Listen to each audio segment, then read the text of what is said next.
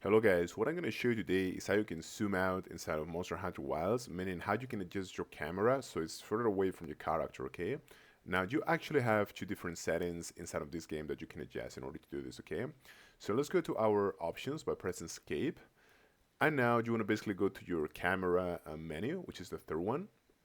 And from here, you want to go to your second menu, all right, which is this one here. And now you want to modify these two settings, okay? The camera distance zoom and the camera distance span.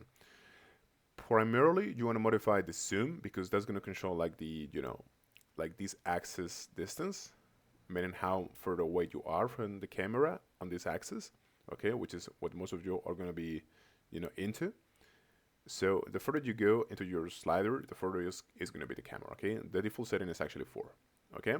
But you can also change the pan, which is going to change basically the horizontal axis, okay? As you can see, if I move it to the right, the camera is going to move to the right, and if I move it to the left, it's going to move to the left. The default setting is 1 here, which I like, actually. I like to keep this on around 6 and the other on 1, okay?